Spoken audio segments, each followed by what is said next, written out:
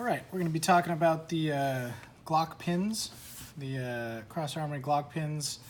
This is if you want to just upgrade the look of your gun, maybe get some matching parts. I mean, here you can see we've got the extended magazine release button with the extended front slide lock. So we're just going to match them up with the pins. So we're going to remove these three and replace them with some matching pins.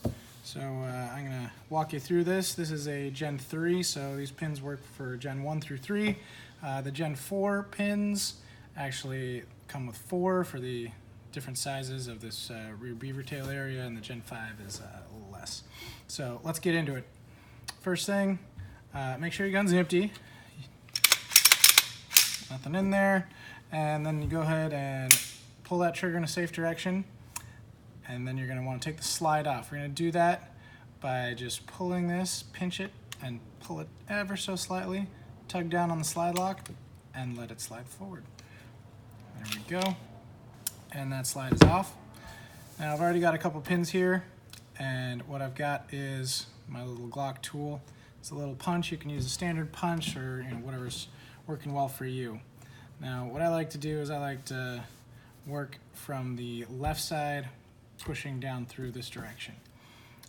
So go ahead and just start with this slide lock right out. Let's go with this trigger pin. Now sometimes the trigger pin gets stuck because it locks on this slide stop. So you can wiggle this as you press, and there we go, that's out.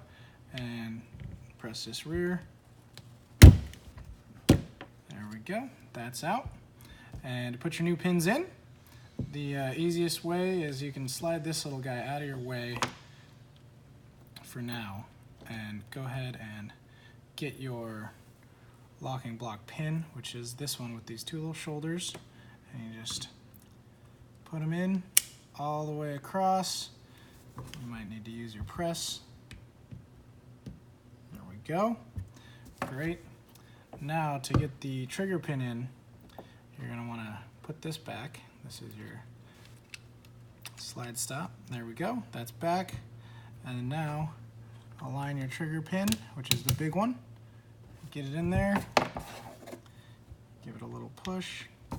You know it's in the right spot when you can wiggle this a little bit. When that's wiggling a little, that means it's fallen inside these two little channels.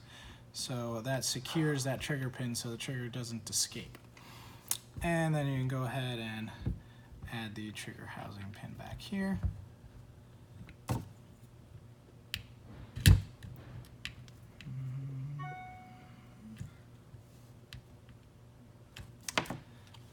we go. And now you're all set. You can go ahead and align your slide, put it back on.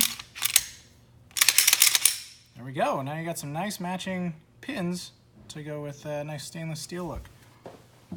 And that is how you install those pins.